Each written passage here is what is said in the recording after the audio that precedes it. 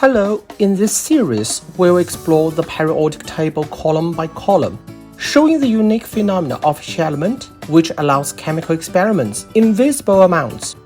Today, we'll begin with element number 1, hydrogen. In this episode, we'll focus on its isotopes and chemical production.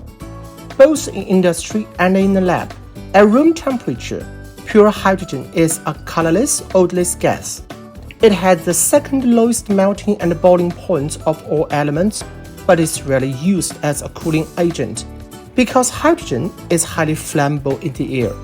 In school, the classic squeaky pop experiment is used for hydrogen testing. It's a small-scale controlled explosion of hydrogen. If the amount is big enough, such explosion can easily demolish a whole lab. In environments where open flames are prohibited, hydrogen can be detected using a reagent called palladium chloride. When sample gas is introduced to this solution, if it contains hydrogen, the orange liquid turns black within 2 to 3 minutes, as tiny particles of metallic palladium are reduced. A more accurate test for hydrogen is through its spectrum. When a small amount of hydrogen is enclosed in a quartz tube and placed near a high-voltage coil in a dark environment, it emits a bluish-white light. Further examination of the spectrum line can reveal even a tiny amount of hydrogen in the sample. Hydrogen has 3 isotopes. The isotopes are atoms with the same number of protons but different numbers of neutrons. So they belong to the same element but have different atomic masses. This is particularly noticeable in hydrogen, where the small size of the nucleus makes the addition of just 1 or 2 neutrons significant. Of every 10,000 naturally occurring hydrogen atoms, 9,998 are protium, the first isotope, which has only a single proton in its nucleus, due to its overwhelming prevalence. The properties we generally associate with hydrogen are those of protium. We will focus on this part in the next episode, the chemical properties of hydrogen. The remaining 0.02% of hydrogen atoms are mostly the second isotope, deuterium. It has an additional neutron compared to protium, causing doubled atomic mass. So, deuterium is often referred to as heavy hydrogen. In the lab, deuterium can be produced by reacting heavy water with an active metal, such as sodium. The deuterium gas can then be collected, purified, and sealed in a quartz tube. Like protium, deuterium is a colorless and odorless gas at room temperature. Theoretically, it exhibits the same chemical properties. However, due to its greater mass, deuterium reacts more slowly in certain chemical reactions. In the reduction of copper oxide using regular hydrogen gas, which is mainly protium-based, black copper oxide quickly transforms into red copper powder under the high temperature of a Bunsen burner. The high reaction speed results in a loose attachment of copper on the inner wall of the test tube. After the reaction is completed, soaking the test tube in nitric acid quickly dissolves the copper mirror. When deuterium is used exclusively in the same experiment, a much longer reaction time is needed. This extended time allows the copper to evaporate and to form a larger copper mirror at the high temperature. The copper may even diffuse into the half-molten glass. The copper residue cannot be removed with nitric acid. Consequently, the test tube becomes unfit for reuse after the experiment. One of the most important compounds of deuterium is deuterium oxide, commonly known as heavy water. It looks very similar to regular water, but its density is significantly higher due to the doubled atomic mass of deuterium.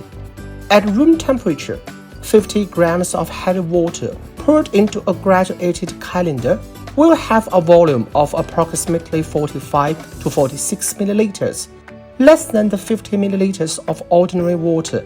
While heavy water is not toxic, it cannot sustain life as a replacement for regular water. Heavy water also exhibits slower chemical reactions compared with regular water. If equal volumes of regular water and heavy water are used in an experiment with metal sodium, The sodium will produce larger and more bubbles in the heavy water due to differences in surface tension. In the first experiment with small sodium pieces, combustion does not occur. But in the second experiment using larger pieces of sodium, the reaction generates enough heat to ignite the hydrogen produced in the regular water, resulting in a noticeable yellow flame on the water's surface. But in heavy water, there is no fire due to a slower reaction speed. Even a much larger piece of sodium is later used. Deuterium serves as a valuable trace indicator, providing insight into chemical reaction mechanisms. For example, we can find out through calculation the formula of methanol as CH4O, but we need to figure out how the 4 hydrogen atoms are arranged, so we use methanol D4, in which all hydrogen atoms are deuterium. Allow it to react with sodium, producing sodium methoxide. This compound can then react with ordinary water to yield methanol and sodium hydroxide. Analysis of the newly formed methanol reveals that only 1 deuterium atom has been replaced by a protium atom, indicating that 1 hydrogen atom's position differs from the other 3. Today, various regions containing deuterium are produced and widely used in scientific research as valuable indicators. Deuterium has another notorious application, making hydrogen bombs. Here, the hydrogen is mainly deuterium and the third hydrogen isotope tritium. Some stable compounds such as lithium deuteride enable much smaller size of hydrogen bombs, increasing the threat of global nuclear devastation. Tritium is the third isotope of hydrogen, characterized by having 2 neutrons in its nucleus.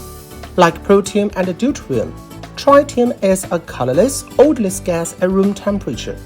But it is radioactive due to its nuclear instability, despite its weak penetrating power, which allows to pass through only 30 mm of standard pressure helium gas. Open experimentation with tritium is generally avoided because of nuclear safety concerns. Tritium undergoes beta decay, a process that is difficult to observe with the naked eyes. In a dark environment, however, a layer of fluorescent material applied to the inner wall of a glass tube will glow with a cool green color when excited by tritium radiation. Tritium has a half-life of 12.43 years, meaning the amount of tritium in the glass tube will reduce by half every 12.43 years. Consequently, its glow will gradually fade until it turns into the rare isotope helium-3. Tritium is exceedingly rare in nature, and most of the tritium comes from nuclear reactors. Tritium-filled glass tubes were once used in watches, but their short lifespan and high price have led to their replacement by other phosphorescent materials. Hydrogen is the most abundant substance in the universe and is also present in large quantities on Earth in the form of compounds such as water.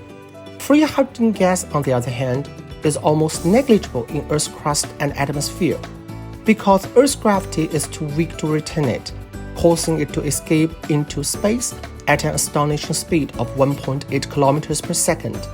Considering its wide application in industry for rocket fuel, ammonia production, hydrochloric acid production, and metal refining, vast amounts of hydrogen gas consumed each year must come from chemical separation. One mass production method is the electrolysis of water. This involves passing a direct electric current through a solution of water with small amount of sulfuric acid or sodium hydroxide. Over time, this process yields hydrogen and oxygen gas in a 2-to-1 ratio by volume. While this method produces high-purity hydrogen, it also consumes enormous amounts of electricity. Given that oxygen can be easily and cheaply separated from liquid air, the high energy consumption for electrolysis is a significant drawback. The second industrial process for producing hydrogen is the chloroalkali process. It involves the electrolysis of concentrated saline.